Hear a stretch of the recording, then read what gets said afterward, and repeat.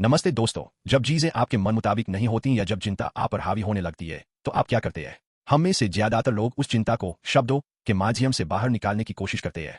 हम किसी दोस्त से शिकायत करते हैं या सोशल मीडिया पर करवाहट भरे पोस्ट डालते हैं, यह कहते हुए अपनी आवाज बुलंद करते हैं कि यह किसी और की वजह से हुआ या दुनिया ऐसी क्यों है।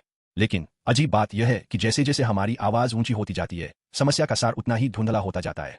सलाह की बार में वह आंतरिक आवाज जिसे हमें वास्तव में सुनने की जरूरत है, अपना रास्ता खो देती है। हमें अभी वास्तव में अधिक शब्दों की नहीं, बल्कि एक जानबूझकर अपनाई गई चुप्पी की आवश्यकता है जो शोर को रोक सके। यहोशू के अध्याय 6 में हम एक ऐसा दृश्य देखते हैं जिसे समझना वास्तव में कठिन है।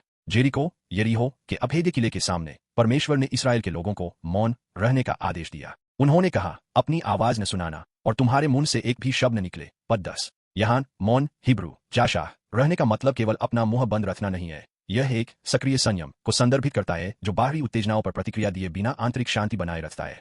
वह अजीब जुलूस जहां केवल पुजारियों के मेढ़े के सींगों की आवाज गूंजती थी, वह केवल शांति नहीं थी। यह चुप्पी आंतरिक अविश्वास को रोकने और पूरी तरह से परमेश्वर के कार्य पर ध्यान केंद्रित करने का एक एकाग्रता अभ्यास था। क्या आपको जंगल में इस्राएल की पहली पीढ़ी याद है? उन्होंने थोड़ी सी कठिनाई पर भी शिकायत के शब्द उछाले और अंततः प्रतिज्ञा किए हुए देश में प्रवेश करने में असफल रहे। लेकिन दूसरी पीढ़ी अलग थी। यहां तक कि ऐसी स्थिति में भी जहां दीवारों के ढहने का कोई संकेत नहीं था, उन्होंने अपना मुंह बंद रखा। ऐसा इसलिए क्योंकि जब हम अनावश्यक बातचीत बंद कर देते हैं, तभी परमेश्वर की वह धीमी और कोमल आवाज सुनाई देने लगती है। वास्तव में इस चुप्पी की पूर्णता यीशु मसीह में प्रकट होती है। क्रूस पर यीशु ने हर तरह की आलोचना, उपहास और अपमान को सहा। यदि तू परमेश्वर का पुत्र है तो नीचे उतर आ, जैसे उकसावे के सामने भी प्रभु ने जाशा यानी पवित्र मौन को चुना। क्यों?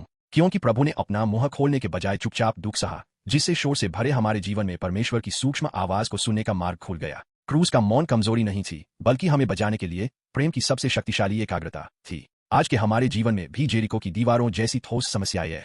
जब परिणाम तुरंत दिखाई नहीं देते और हमारे आसपास के लोग हमारी आलोचना करते हैं, तो हमें फिर से अपना मुंह खोलने की इच्छा होती है। लेकिन दोस्तों, सच्ची ताकत भावनात्मक धैर्य से आती है। भावनात्मक धैर्य ही सच्ची क्षमता है। जब चिंता का संचार हो तो डिजिटल शोर को बंद कर दे और अपनी आवाज को शांत करने के लिए मौन का समय निकाले।